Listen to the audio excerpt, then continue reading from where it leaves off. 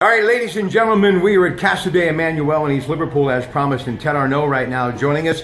And we're going to begin talking about Super Bowl 52. And of course, 41-33, the final, Philadelphia, your winner. But how about the Nevada Sportsbook, Mr. Arnaud? Now listen to this. The Sportsbook has come ahead in 26 of the last 28 Super Bowls.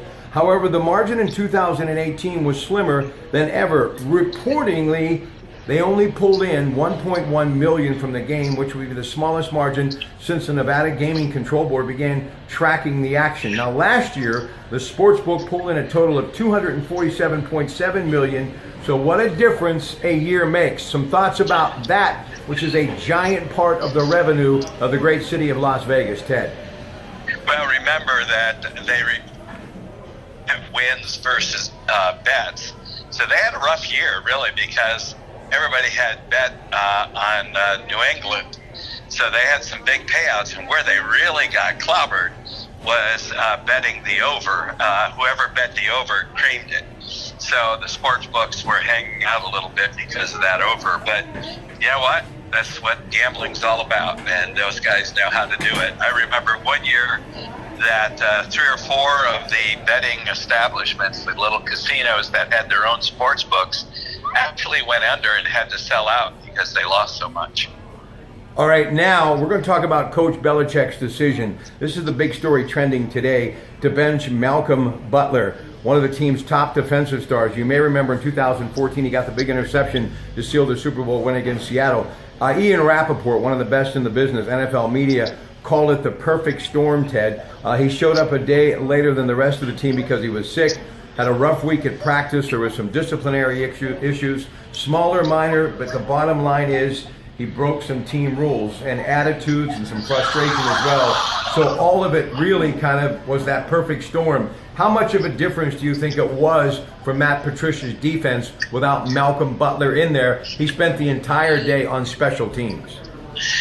Yeah, but do you know the New England coach, next man up? Yeah, he's a great player. He had some special games, especially the Seattle game, obviously. But you know what? He could have twisted an ankle. Anything could have happened. And Belichick's very strict on disciplinary issues, and I applaud him for it. So I think he certainly had it covered. I don't think that was anything that determined the game or not. Now listen, last night on the radio, you brought up a very good point, something that the Steelers normally don't do, how they may want to look at the Philadelphia game plan going after some free agents. Some familiar names currently on the Philadelphia team are among some of those free agents, but the big free agent story is going to be the future of Le'Veon Bell. He says he won't get franchise tagged again. Now, he is one of the running backs that are up for grabs. I'm going to throw some of these names out that are all running backs and get some of your thoughts. Of course, Le'Veon Bell, age 26, averaged 4.7 yards a carry, also caught a number of passes this year, 85 as a matter of fact. Dion Lewis, who played for New England University of Pittsburgh, 27 years of age. He's had a rough time in his young career with injuries, but this year he was healthy, 895 yards, around 5 yards per carry. Carlos Hyde of the 49ers, age 27, averaged 4 yards per carry. Isaiah Crowell, age 25 of the Browns. You've also got in the free agent mix as far as running backs, Jarrett McKinnon, age 26, age 26, Vikings, 51 receptions. Alfred Morris, Cowboys, 29 years of age, 4.8 yards per carry. Jeremy Hill of the Bengals, he's 25, 1,124 yards rushing, 3.8 yards per carry. LeGarrette Blount, the ex-Steeler, the ex-Patriot, currently with Philadelphia, 31 years of age, will become a free agent, 4.4 yards a carry, 766 yards rushing. And Thomas Rouse of Seattle, 25, 830 yards rushing, 5.6 yards a carry.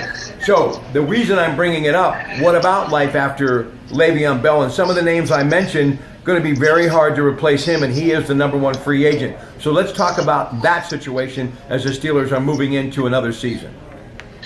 Well, I honestly think they're going to wind up signing him. I don't think there's a way that the two of them can avoid each other. If not, there's a lot of running backs out there, and Le'Veon Bell is great. He's great mostly coming out of the backfield. But let's go back to the Steelers season when they had several 4th and 1s. They had alternatives of Ben doing quarterback sneak. They did not do that. They had the alternative of Le'Veon Bell pounding the middle. They didn't do that. Instead, they either passed or went outside, which did not prove very fruitful for them. So you have to look at the chemistry involved and say, is that really the mix that's going to get them to the Super Bowl? And you don't know, because that 4th and 1, it happened on many occasions, and they just did not have the right formula for that. So I'm sure they're going to be going back, looking at that, seeing what's out there, what's the possibilities, and of course it's always to some extent an issue of money. And Le'Veon Bell deserves a big paycheck, and he's getting a big paycheck, but he thinks he deserves more. But I'm not sure that the Steelers are going to give him more. Antonio Brown offering advice for Tom Brady, saying, look, I'll help you when it comes to catching a football if you need someone to train you a little bit. That was a whole lot of fun, that statement, but it wasn't a fun bowl for Tom Brady, who ran into the tunnel and disappeared. We talked about, well, why did he not shake hands? He's never done that in all 3 of the Super Bowls that he's lost. The last thing, and we have really analyzed it, I think, pretty much to the end as far as what happened in that 41-33 victory. It was really Nick Foles, the MVP, who was the difference in this football game, and the pass rush of Fletcher Cox and Brandon Graham, and what Jim Schwartz did with that incredible defense. Malcolm Jenkins, the safety, who was all over the field the entire night. Zach Ertz coming up with some big catches. Alshon Jeffries as well, back in the end zone. Hard running by LeGarrette Blount and Jay Ajayi. But I believe everybody has been saying, even Tom Brady, I want to play to my mid-40s. Robert Kraft said he could play till he's 50. But the only one, and I heard this earlier today on FS1, the only one who's not saying how long he'd like him to play is Bill Belichick. Because Belichick knows no matter who you are, the great ones, Johnny Unitas, Joe Namath, Joe Montana, it all comes to an end. So Tom Brady, his mind may be set on playing another 5 years, but realistically, Ted, can he do that at this level, do you think? Well, you can't take last season or the Super Bowl game and not say that he can't keep playing. Now, whether he can play beyond next year, I mean, Belichick, and he'll be the first one to tell you, I'm only concentrating on the first game of next year. And that's what he's going to do. And if Brady can continue to contribute, he'll look at it season by season and sometimes game by game. If you remember, there was some talk of him, Brady, being benched at some point in time last year. So it's going to be interesting, but I wouldn't say that Brady can play till he's 45. I couldn't say that he can play till he's 42. But I think definitely you can sit there and say he can play till he's 41. Hey, in about a half hour as we go to tape, all of these booths will be filled with people enjoying some great Italian cuisine. Casa de Emanuele, they've been doing it for decades.